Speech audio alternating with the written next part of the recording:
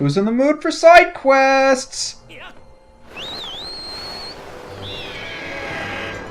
Nobody? Good, because we're not going to be doing any today. Hello guys, this is UniversalGiant. Welcome back for Let's Play The Legend of Zelda Skyward Sword. Last time, we made our way through the Earth Temple, found Zelda at the end with a lady in black. Not quite sure what they're doing or where I'm going. I should probably be going over here or something. We didn't see them for too long, but we at least have an idea where they're going. It's just a matter of figuring out what we need to do when we get there. But details. We picked up the ruby tablet after going through the Earth Temple, or the amber tablet, whatever it was. And that should open up the final area of the surface that we have to travel to.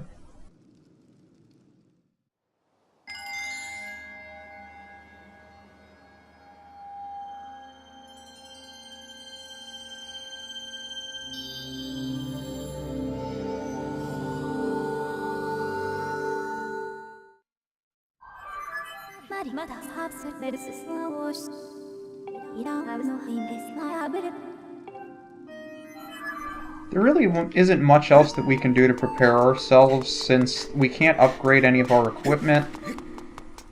I mean, the most we could do is get a bomb bag, but I've already explained why that's not all that useful. I think it's on the other side, too. I mean, it might be easier to just run off one of the ledges over here and make our way over there at some other point.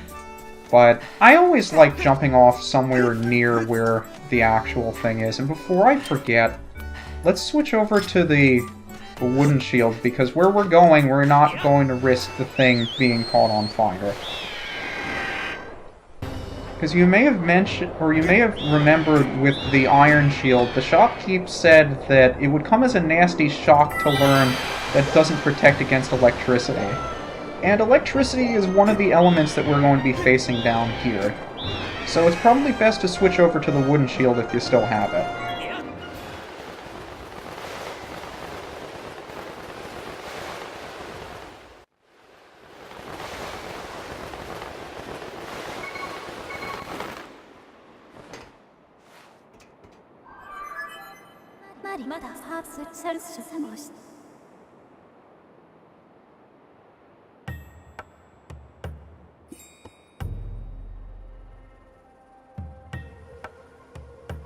I'd also like to take this time to mention I've played with the settings a bit. Tell me if you notice a difference. This is indeed the Lanayru Desert, one of the most unique and interesting areas in the entire game, at least in my humble opinion. And there's quite a bit to this place also, most of which we won't even get to explore. But I think it's one of the largest areas in the game by far. Even given what little we have to explore right now. Also, if you head back here... Goddess Cube.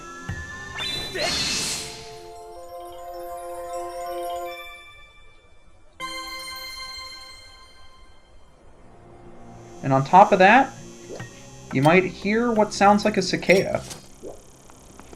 Right over here is one of the more difficult bugs to catch in the game. You gotta be real gentle, real quiet when approaching this thing. A sand cicada. No bug is harder to catch. You'll be able to tell when these things are nearby by the, you know, if you've ever heard a cicada in your life before, you know exactly what to expect. So you don't exactly need me to tell you what to listen for. But you can blow up a couple of these rocks to get rupees and stuff from them. Probably not all that useful. I mean, 1 rupees here and there. I don't remember if there's anything interesting in any of these, to be honest with you, so I probably won't waste my time with it. And you can see just looking around the top already that there's going to be some stuff that we can come back for later, but for now there's really not much that we can do in this area. I don't think there's anything behind these jumps either. You're welcome to look, which I'm probably going to do because I'm afraid of missing things even when they're not actually there. And... are these just regular keys? Guess they're just regular keys. Of course, every new area we visit, we're going to see a new kind of keys. And fortunately for us, they're just regular keys for now. But we have these mine carts that we can push through this area. Really heavy and really old, so I'm not sure what they're doing here. But there's an electric shoe over there. These things touch you while they're electrocuted, they will hurt you. As if you needed me to tell you that. But those things get a lot more dangerous the bigger that they get.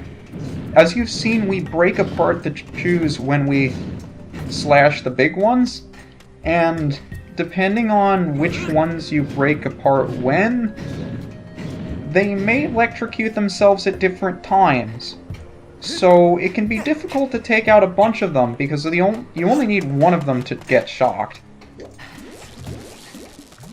But for now, they're just the small ones, so it's not too much to worry about. I don't think these are going to give us anything. Just restocking on bombs. Probably going to push out the cart when we get the chance. I mean, there's not much we can do with it now, because the track ends all the way over here. But it looks like we can get into this one. That's interesting. Jumps right out of it because he knows there's nowhere for him to go. But right in the middle of this area is a violet stone. Just begging to be smacked.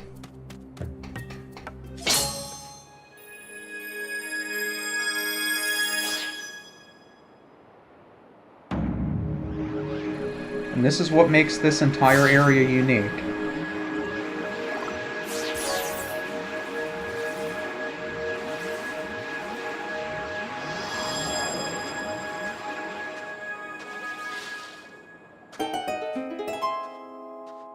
What on earth is going on?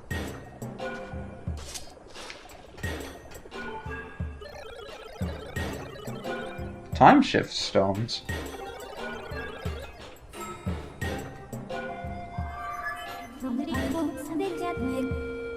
What do you mean a time shift? I mean, we're still here, right? A past time state. Yeah, this is probably the most confusing thing about this mechanic. It shifts you in time, whatever area this stone is able to encompass, but you're not going forward in time. This is in the past. Very far in the past. So that desert that we were roaming around before was the remains of whatever we're exploring now. What used to be, we're seeing as it was thousands of years ago. I don't think these guys like me all that much. But the nice thing is, we're able... I see two of these. So there was one over here, and we moved this cart from back there into the area affected by the time shift stone. So we can get in, and the cart will start moving on its own. And I just like spinning around in circles for no reason. I hope you don't mind, although you'll probably hear it on the joystick. We may or may not be going the correct direction. I forget which way we should and shouldn't be going. So we came from over there. I think we will want to go back. But you also want to pick up a bunch of these along the way. Ancient flowers. You'll only find these in the areas affected by the time shift stones where you travel back to the past. And they're useful for a number of different things in the area. I'm going to make my way back so we can go through that other door. I don't think it'll let me get out before we reach the end, though, so we're just going to have to sit there. And there's another flower. You want to collect as many of those as you can. But thankfully, these things stop while they're still in the affected area, so you'll be able to get back into them without much of an issue. Again, I don't think there's anything super important in this place, but you can only open the door in the past state as it's activated by the cart passing towards it. You can see all these guys are digging for stuff. Specifically, they're digging for more time shift stones, I think. And you can see, it's kind of a weird concept in that they allow them to exist in the present, but only in certain locations that are affected by the time shift stone. It's kind of confusing to think about. Where, I mean, they existed in the past, and they're still, like, here in the past, but later on they'll talk about things being powered by the time shift stones, meaning that they're still able to do stuff in the present, but only when they're in the past. It gets kind of confusing if you think about it for too long. I like to think of it just as a nifty mechanic that makes the desert more colorful. Like most time mechanics in games, movies, TV, if you think about it for too long, probably not good. But you can see all of these guys, now that they're in the present, they're all dead.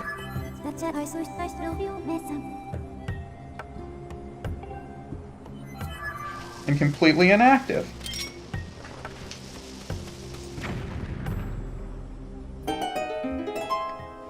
However, any kind of crystal or stone that we're able to activate will bring that area back to the past, and that'll allow us to progress forward.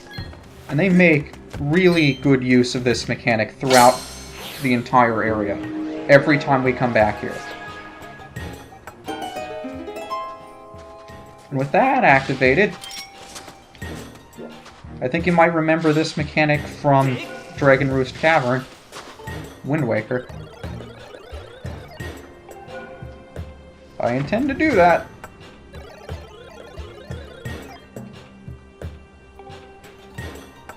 Like, they didn't need the time shift stones to power them when they were actually in their proper time, but since they're in the present tense, then they need it to be powered. It's confusing. Don't think about it too much. Oh, good. I was wondering when we get more jelly blobs. We should be collecting a lot more of these treasures now that we have the treasure medal. At least that's what I'm hoping. But this is the mechanic for this area, quicksand. If you don't dash through it, you will sink in and you will die. So be careful not to allow that to happen. But with all of these areas, you're going to want to keep stocked on bombs as much as you possibly can. So just be on top of that. Whenever you see bombs and you're able to restock, take full advantage of it. I don't remember if I can actually reach here without running off. I don't think it's going to let me unless I adjust it very, very well. There we go. Some of these have secrets and things behind them. Look like that one might even have a hole underneath it. Keys! Oh, they both drop monster claws, but they drop them into the quicksand. That's really unfortunate. Because one of the things I really wanted to collect more of were monster claws.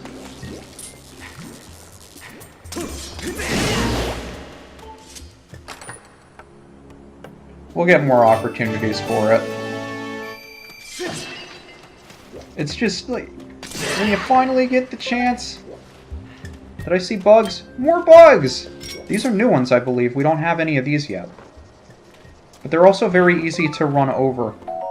Because if you step on them, they will die. Lanayru ants. These little guys are fairly common. So, if you miss one, it's not the end of the world. Like, we've already collected 4 of them. And we just got to the area. So if you miss them, don't worry about it. But again, if you want to be more efficient with getting through the quicksand, you can kind of stagger your dashes to preserve your stamina. It won't get you that much farther, but it will help in the long run. And also another thing to keep in mind, that you can roll these bombs onto the quicksand, and it'll take care of the little guys spurting electricity at us. Like, you can still throw it at them, if you can reach them. And that's still the most efficient way to do it. But you can also roll it along the quicksand, too. I don't know if they're trying to indicate that using the Deku Seeds and the slingshot will help. But electricity is going to be a key factor in our exploring this entire place. So yet staggering your stamina and dashing as you go will really help you get around. If it's just a little bit out of your reach, you can do it. But otherwise, it's really not worth it. You could just hold the A button down and charge forward. Won't make as much of a difference as I'd like to think it does. But again, the big guy... And whenever I, like, swipe my sword, for what... Did you really, like, charge up... Or you came back together... Really? The second time, like... I just swiped at you to break you. And then, as soon as I do, it goes right back together, and there's nothing I can do about it. Are you kidding me? Guy! You're supposed to die when I kill you. Thank you. Might as well move this back, because we have a feeling we're going to have to move this before. Like the last time we had to move a cart, and it looked like the track ended. It wound up being in a zone that was affected by the time shift, so we're probably going to have to move it anyway. But whenever I break one of those big chews, the small ones always tend to come back. Or should I say, the small ones will immediately electrify. So what happens is... I guess we have to get that one out of the way before we can bolt the rest down. What'll happen is, you'll break open the big chew, and then the small ones will immediately electrocute. So, if you go to swing at the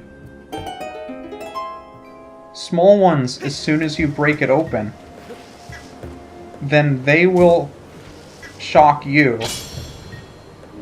I've just never seen it come back together so quickly and so consistently. But I guess that happens sometimes. Hi, guy. Thought I could run past you. Guess I was wrong. How are you doing? Wouldn't anybody be interested in the time shift stones? They're so nifty. And another kind of bug. You might recognize the name of this one. Gerudo Dragonfly.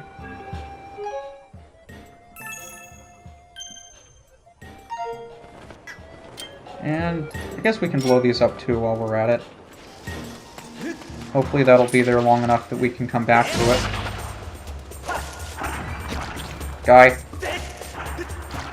Like, as soon as I am able to see which direction his mouth is open, it already goes to attack me like I took too long, and everything's gone.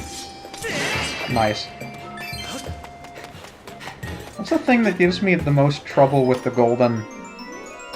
I almost call them piranha plants. A goddess clone.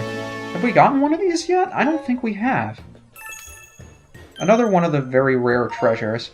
There are only a select few, but I have a feeling that some of these are randomized, like which ones you get where. So he's still digging. This area's back in the past. I don't care about you. Can you leave me alone? Okay, thanks. I think I'll stock up on bombs, because you've seen we're going to need a decent number of them where we're going. And again, it only takes a couple of seconds to restock all of your bombs, so you might as well do it. And hearts, alright, that works. So another door we have to get through using a minecart. I hope I didn't miss I missed a flower. Get out! Get out! I want to get that flower! No! Go back! I really do want to go back and get that flower, because if memory serves me, we're going to need as many of those as we can get.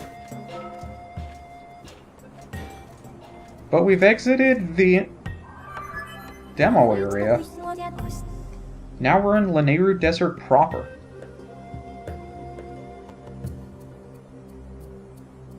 It's unbelievable to think that an area like this was once as lush and green as the area we passed through with the time shift stones. But of course, there's quicksand everywhere that you're going to need to dash through. I'd still argue that lava's slightly more dangerous because we can actually run on the quicksand for however brief an instant of time it may be. But you can see over there is not only the goddess crest, but there's also a Triforce symbol above it too. You have to figure that's where Zelda and the Lady in Black went.